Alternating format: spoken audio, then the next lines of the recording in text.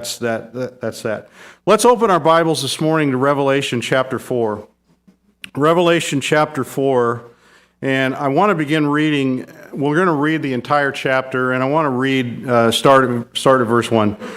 Revelation chapter 4, verse 1. After this I looked, and behold, a door was opened in heaven, and the first voice which I heard was as it were of a trumpet talking with me, which said, Come up hither, and I will show thee things which must be hereafter. And immediately I was in the Spirit, and behold, a throne was set in heaven, and one sat on the throne. And he that sat was to look upon like a jasper and sardine stone. And there was a rainbow round about the throne, in sight like unto an emerald. And round about the throne were 24 seats. And upon the seats I saw 24 elders sitting, clothed in white raiment, and they had on their heads crowns of gold. And out of the throne proceeded lightnings and thunderings, and voices that were 7 lamps of fire burning before the throne, which are the 7 spirits of God. And before the throne was a sea of glass like unto crystal. And in the midst of the throne, and round about the throne, were 4 beasts full of eyes before and behind. And the first beast was like a lion, and the second beast like a calf. And the third beast had a face as a man, and the fourth beast was like a flying eagle. And the 4 beasts each had each of them 6 wings about him, and they were full of eyes within. And they rest not day and night, saying, Holy, holy, holy, Lord God Almighty, which was and is to come. And when those beasts give glory and honor and thanks to him that sat on the throne, who liveth forever and ever, the 24 elders fall down before him that sat on the throne, and worship him that liveth forever and ever, and cast their crowns before the throne, saying, Thou art worthy, O Lord, to receive glory and honor and power. For thou hast created all things, and for thy pleasure they are and were created. What an amazing sight the Apostle John saw. I think one of the things that is so important to understand as we work through this book is to realize the importance and the significance of these 2 chapters, these next 2 chapters, because of what's going to happen in chapters 6 through 19, the events that are going to be poured out on the earth, the terrible, terrible time of tribulation that will be experienced by this planet. So I thought about this week. What is the point of spending time talking about or spending time describing the things that John sees in these 2 chapters? And one of the things that I thought is this, that we learn who is orchestrating these events. That what happens on this earth is always being orchestrated by God. No matter how bad it gets, no matter the evil that we see, no matter the violence that we see, no matter the corruption that we see, always keep this in mind.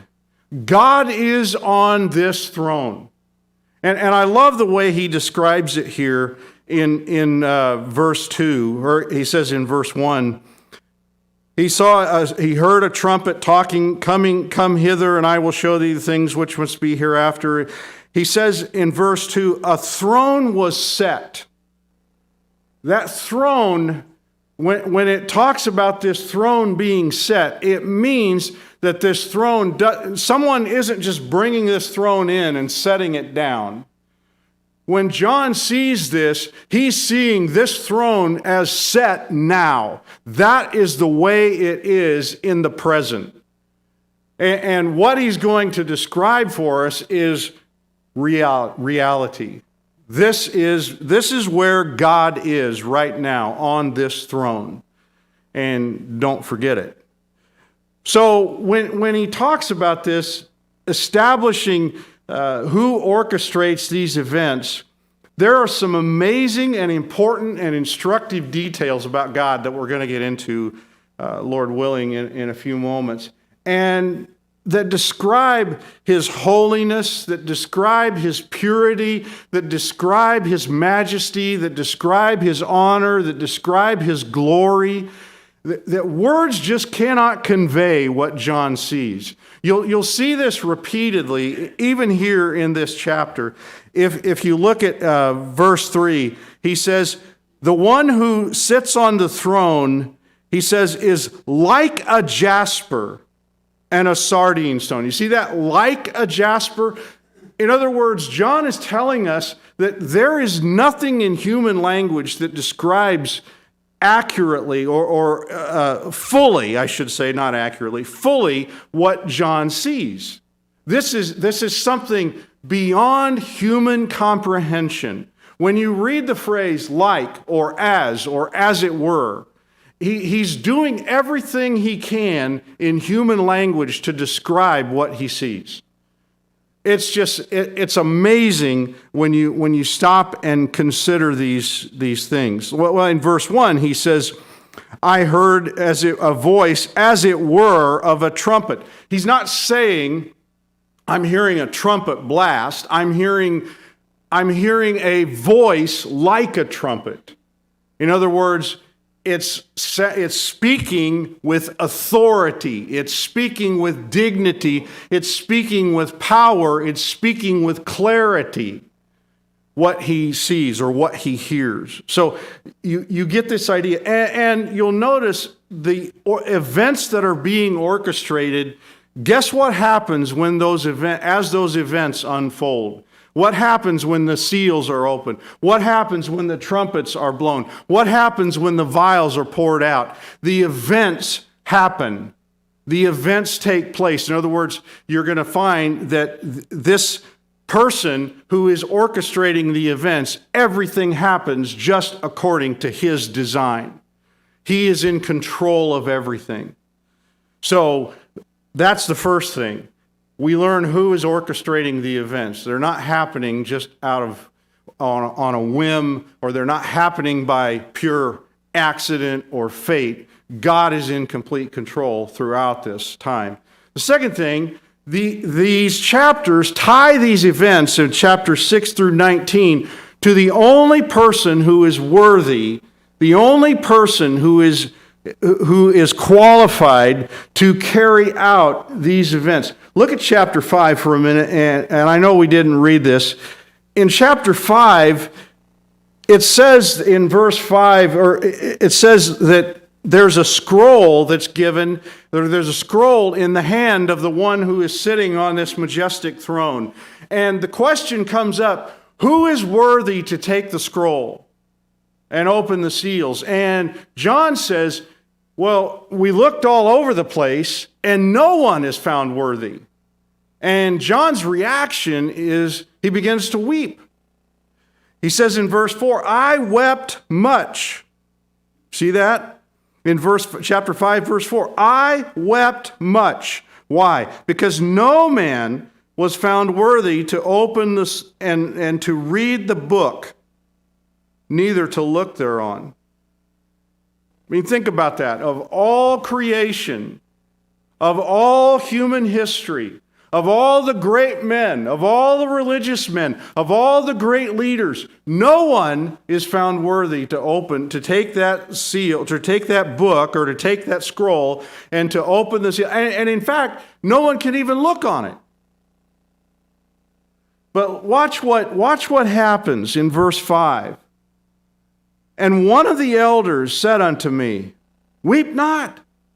Behold, the Lion of the tribe of Judah, the Root of David, hath prevailed to open the book and to loose the 7 seals thereof. And I beheld, and lo, in the midst of the throne and of the 4 beasts, and in the midst of the elders, stood a lamb, as it had been slain, having 7 heads, having 7 horns and 7 eyes, which are the 7 spirits of God sent forth into all the earth.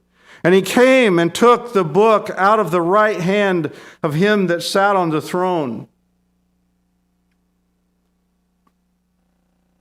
I don't know about you, but that really stirs me when I think about that, because he's talking about none other than the Lamb of God who takes away the sin of the world. He's talking about none other than Jesus Christ. He alone is worthy to take this book, to take this scroll, and to open the seals. And why is he worthy? Oh, he lived a good moral life. He taught great things. He did wonderful miracles.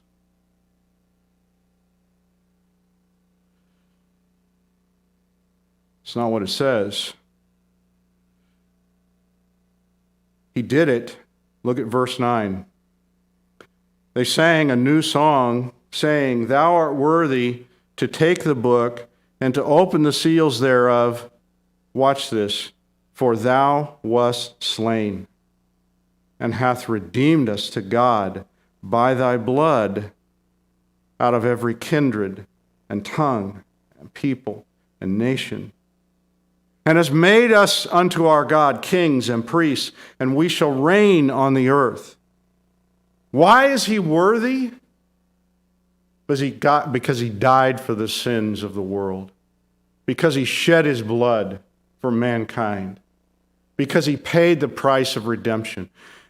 If that doesn't stir you, I think you really need to take a long, hard look at your spiritual life. Because he's talking about us. He has redeemed us. He has paid the price. Paid the ultimate price. And when he takes this scroll, this book, and he begins to open the seals, the events are poured out on the earth. The seals, the trumpets, and the bowls. And everything that follows, everything that we'll see, it's all tied to his work on the cross. And people say, Bible prophecy has no significance to us, has no importance for us anymore. Listen, they're missing the point, because it always goes back to the cross. Always goes back to his work of redemption. Third thing, to demonstrate God's concern over the entire planet and the affairs of his creation.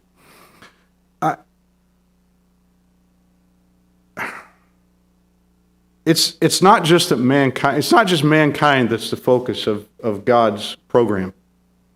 We're going to see time and time again. We're going to be introduced time and time again to beings called angels. And in fact, we're introduced to them here in Revelation chapter 4. Some really amazing creatures that God created. And they do some amazing things. But it also talks about animal life. And it talks about plant life. Throughout the book of Revelation, it's going to talk about all of God's creation. God is concerned about it. And his focus is on mankind. The Bible tells us that God is not willing that any should perish. And when you read the book of Revelation, the death toll of mankind is absolutely staggering.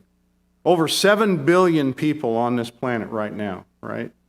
That's a lot of people. We almost had that many at Costella's yesterday. Well, it sounded like it. It was loud.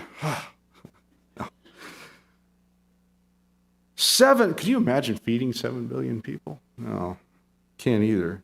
7 billion people on this planet. And when you read Revelation, I think one of my professors figured it up one time. It was by the end of the tribulation, it was like 7 out of 10 people who live at the beginning of the tribulation, 7 out of 10 people will have died. That's a lot of people. That's staggering. Something like that. I mean, the death toll is amazing. But it's not just the mankind. I mean, nature itself is dramatically changed. We'll see that. The configuration of the earth will be changed. There will be earthquakes like have never existed on this planet. The destruction and devastation of animal life as well. But God displays His love, His grace, and His mercy. We're going to see something that's really connected, very importantly, to His mercy in Revelation chapter 4 in a few minutes. The suffering will be something that will make all human suffering in the past and even in the present pale in comparison. In other words, what happens in the tribulation will make the Holocaust look mild. The Holocaust, and I'm not minimizing the Holocaust. It was horrible. World War II was awful. It was devastating to this planet. 50 millions of people dying. The destruction of Europe and the Southeast Pacific. It was just unbelievable, unimaginable horror for those people. But the tribulation will make all of that pale. Look with me, keep your finger in Revelation 4. And I want you to go with me to a couple of passages. First of all, one in the New Testament, a couple in the New Testament. 1 Thessalonians Chapter 5. Listen to how Paul describes this. In 1 Thessalonians 5, he says, "But of the times and seasons, brethren, ye have no need that I write unto you. For yourselves know perfectly that the day of the Lord so cometh as a thief in the night." Now, when he talks about the day of the Lord, he's talking about this period of time called the tribulation. And he says, this period of time is going to start as a thief in the night. A thief in the night comes suddenly, comes unexpectedly. A thief doesn't generally ring your door unless he's trying to figure out if you're home or not. But it comes unexpectedly, comes suddenly. He comes subtly, deceptively, when you're not expecting it. And he goes on and he says, "For when they shall say peace and safety." When they, that is, when the world in general says peace and safety, tribulation is going to begin. The day of the Lord is going to come. The world isn't expecting it. The world is going to expect security. We're going to expect our hopes and dreams and aspirations filled. Everything is going to be fine. Nation is not going to lift up or bring out sword against nations. We're going to have peace. The economy is going to be great. Everything is going to be wonderful.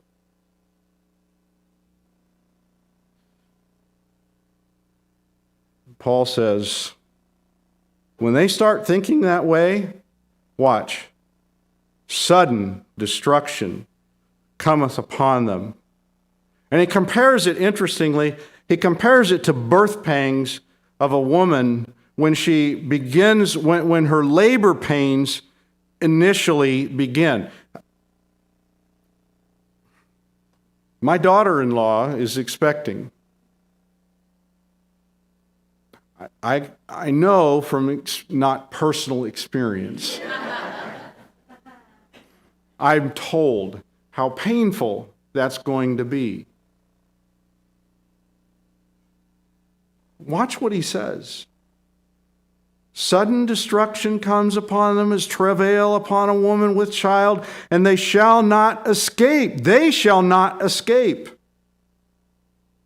Now go over to Isaiah chapter 28. How does this happen? I mean, what possibly could indicate that this day of the Lord begins to occur. Isaiah 28.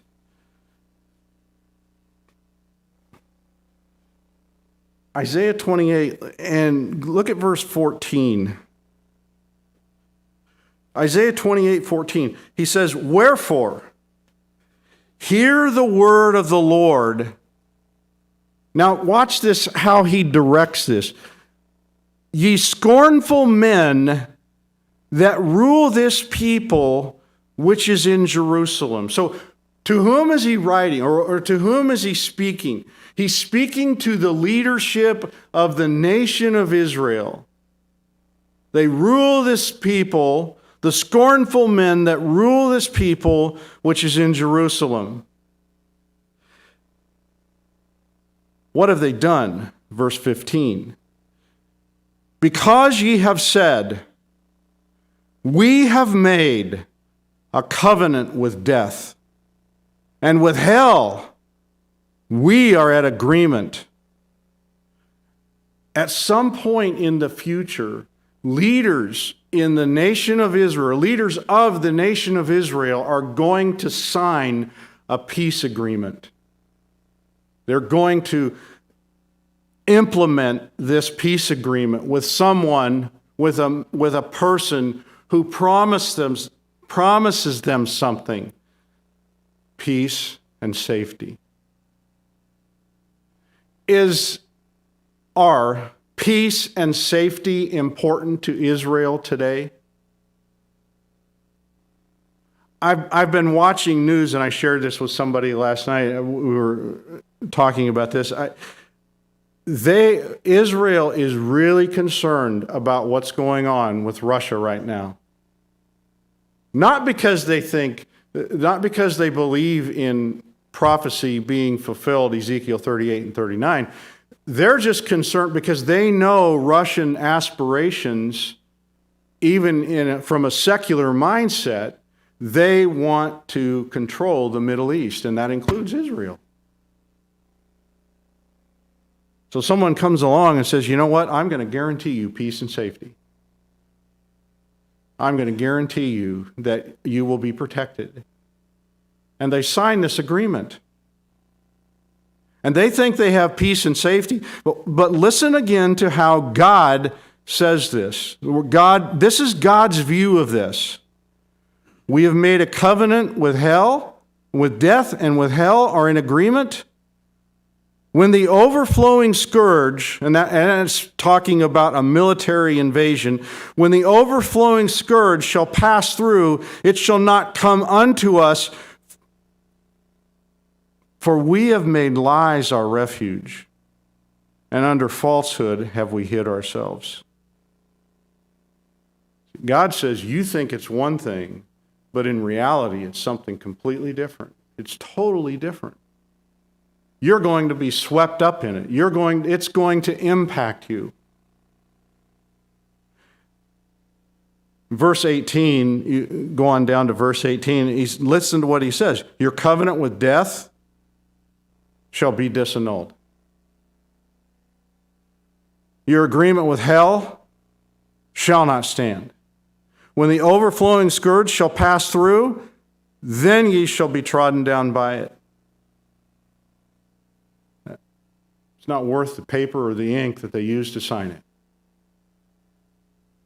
And just for sake of time, Daniel chapter 9, Daniel talks about this agreement too. It's interesting that Daniel lives some 300 years after Isaiah.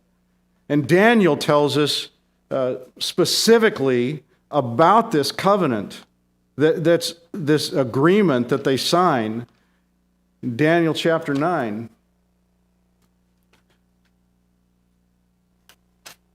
Verse 24, this is a great prophecy of the 70 weeks, and Pastor Matt went through that some time ago. It says in verse 27, and he shall confirm the covenant with many for 1 week. And there's a lot that we have talked about that with that. That word confirm, it means to enforce. That when they sign this agreement, when they sign this covenant, the man with whom they sign this covenant will enforce it on them.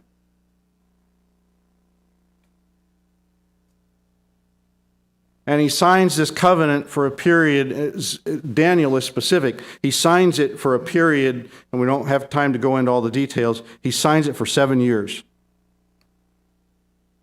But watch what happens in the midst of that 7 years. After 3.5 years elapse, he shall cause the sacrifice and oblation to cease. In other words, he promises them during this 7-year period, we're going to have this, you're going to have a temple, and you're going to be able to sacrifice. You're going to be able to worship in this temple. And I'm going to guarantee you peace and safety to do this. But after 3.5 years of allowing them to do that, all of a sudden, he's going to break that agreement. And he's going to do that, and Paul says this too, he's going to set himself up in the temple and demand that people worship him. And then he's going to turn on Israel that will make, and again, the Holocaust pale in comparison. And he's going to kill 2/3 of the Hebrew people. Hitler killed 1/3. This man is going to kill 2/3. It will be absolute horror for Israel during this 7-year period of time. Now, the last passage I want us to look at before we get into Revelation 4. Hey, there's precedent. Jeremy did this last week, so we're fine. Matthew 24. Listen carefully to how Jesus himself describes this period of time. Matthew 24, and I want to read the whole chapter, but we can't. He's answering, the disciples have asked him a question or two questions. What will be the sign of your coming, or when will these things be? What will be the sign of your coming, even the end of the age? And so he answers those questions in this portion, Matthew 24 and Matthew 25. In Matthew 24 and verse 21, what he's doing is he's giving us an outline of Revelation chapters 6 through 19. But in Matthew 24 and verse 21, he makes an interesting statement about this period of time. When the abomination of desolation, or when the Antichrist sets himself up in the temple, Jesus says in verse 21, "Then shall be great tribulation." You see that? Then shall be great tribulation. Not just tribulation, great tribulation. In other words, the events that are going to pour out at this last 3.5 years, the events that pour out will intensify, and they will increase, and they will magnify. The death and destruction. You've seen those graphs, those charts, how things gradually go up and then all of a sudden it shoots up like that. That's kind of what this is talking about. When Jesus says, it's increased over 3.5 years. It's got a little worse, and then all of a sudden it shoots up. Great tribulation.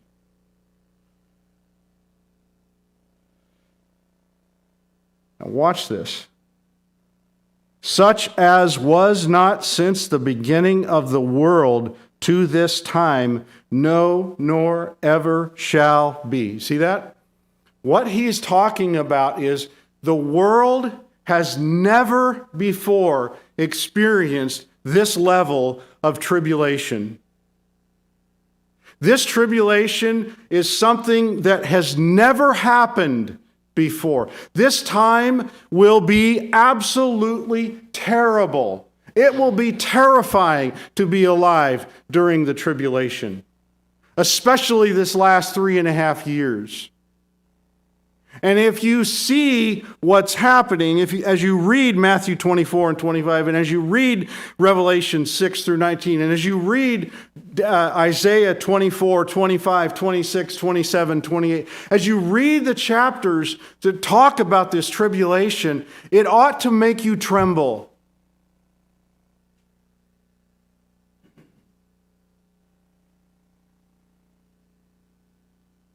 Jesus says in verse 22, except those days be shortened, there should no flesh be saved. In other words, if the tribulation were allowed to continue its course, all humanity would be destroyed. That's how bad it's going to be.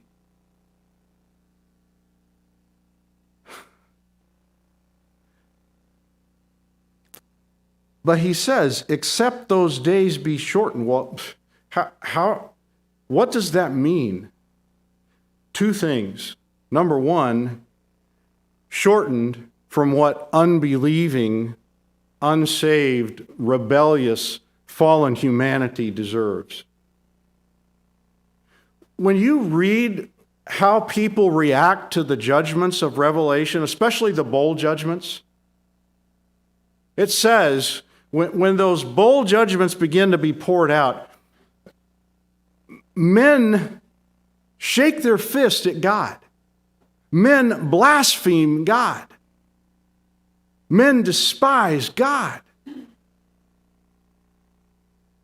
They're steeped in their wicked, rebellious unbelief. But here's the thing, too. It's also shortened from what Satan desires. You know, the tribulation, and you'll see this, especially when we get to Revelation 12, you'll see this. Satan has designs on this planet. And when God expels him from heaven in the middle of the tribulation, and he comes down to the earth. Well, let's look at this. Revelation 12, just a minute. Listen carefully to this. When Satan is expelled from heaven, Revelation chapter 12, verse 7, there was war in heaven. Michael and his angels fought against the dragon, and the dragon fought and his angels. Now, the dragon is Satan. We know that from the previous context. And it says in verse 8, they prevailed not, neither was their place found any more in heaven. And the great dragon was cast out. And you think, oh, good. He's cast out of heaven. That's a good thing, right? Watch. That old serpent called the devil and Satan, which deceiveth the whole world, he was cast out, into the earth. That's not good. And his angels were cast out with him, that is, the demons were cast out with him. And I heard a loud voice in heaven, now is come salvation and strength and the kingdom of our God, and the power of his Christ. For the accuser of our brethren is cast down, which accused them before our God day and night. And they overcame him by the blood of the Lamb and by the word of their testimony, and they loved not their lives unto death. Therefore, watch, rejoice, ye heavens, and ye that dwell in them. That's great. But watch what he says. Woe to the inhabitants of the earth and of the sea, for the devil is come down unto you, having great wrath, because he knoweth that he hath but a short time. And that short time is 3.5 years. He's got to get his plan. He's got to get his organization going, and he is going to do it with such intensity, with such ferocity, with such zeal. It is amazing what happens, what begins to happen in the tribulation as this unfolds. But keep in mind, God is so concerned about this. Now, let me give you two terms. The phrase that you'll see repeated throughout this book, them that dwell on the earth, you see that? There are the verses, there are the chapters and verses where that's found. You think that's important? When he starts repeating this, them that dwell on the earth, they that dwell on the earth, them that dwell, the inhabitants of the earth. Remember in chapter 12, what happened to the inhabitants of the earth? Who comes down? Satan. And the inhabitants of the earth endure his affliction, his wrath. Them that dwell on the earth. The focus of this is going to be the earth and those that dwell on it. Chapter 6 through 19. And then this phrase, I love this. After this and hereafter. Look at all the times this is repeated. Chapter 1, verse 19. Chapter 4, verse 1. It's repeated twice. Look at chapter 4, verse 1. Notice this. This is really important. After this. See that? Very first words in this verse. After this. It's the Greek word meta tauta. After this. I looked, and behold, a door was opened in heaven, and the first voice which I heard was as it were of a trumpet talking with me, which said, Come up hither, and I will show thee things which must be, what's that word?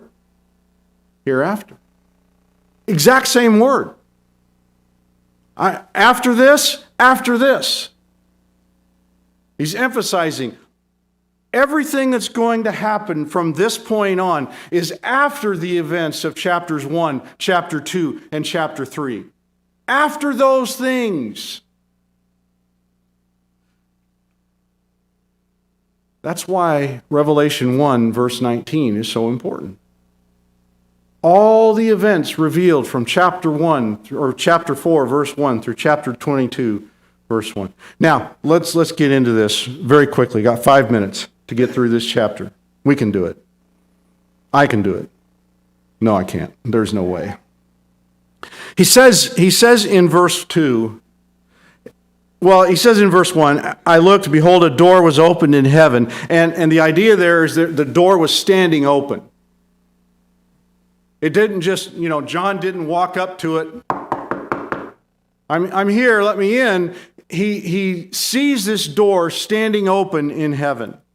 And by the way, when he talks about heaven, he's talking about the third heaven. He's talking about the abode of God.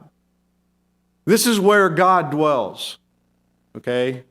This is not the sky above us. This is not the air above us where the birds fly. This is the third heaven. This is the abode of God. So he goes up to this place because he hears this voice talking with him, and the voice tells him, Come up hither, and I will show thee things which must be hereafter. That phrase, must be hereafter, by the way, I should have said this, sorry. That phrase, must be, is that little Greek word that I talked about a few weeks ago. It's a little 3-letter word, and it means it is absolutely necessary. It is absolutely going to happen. These events are going to unfold exactly the way they're described. But when he says he was in the Spirit, this was fascinating to me as I got into this.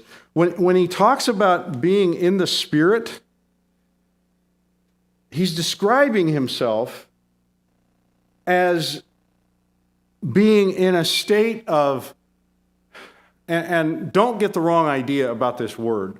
He is in a state of ecstasy. He is changed so that he can receive divine revelation.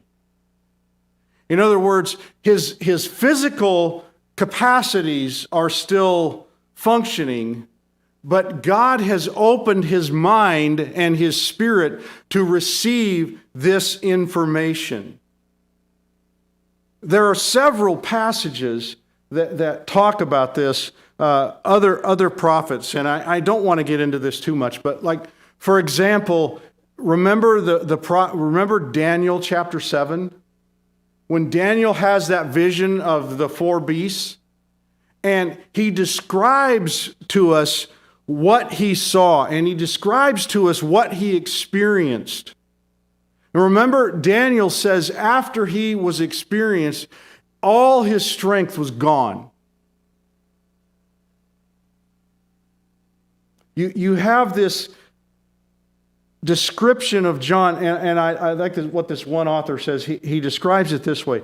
It has been described it has been described as a state in which the ordinary faculties of the flesh are suspended and the inward senses are open. In this kind of condition, the natural senses, mind and spirit, are not operative in relation to and responsive to the natural world. This is the point.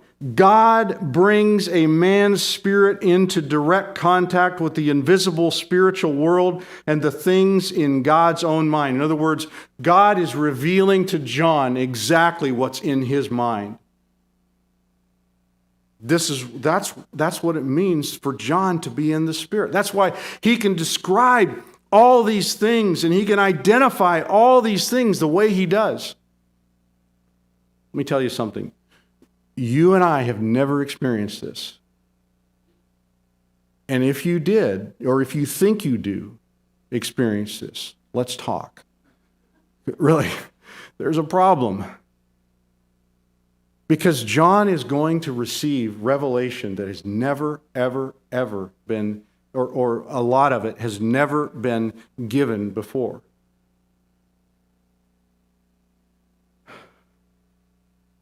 Well, that's what it means. We'll look at this next week, what John saw, because this is amazing. This is just absolutely fabulous. These verses are so important foundationally to the rest of the book of Revelation. Let's have a word of prayer. Father, thank you for this time together, and thank you for the privilege we have of considering this morning. We ask your blessing on the time and on the time to follow. Help Pastor Matt as he proclaims your word today to bring us edification and to bring us understanding more of who you are and our role in your plan and purposes in this world today. In Jesus' name, amen.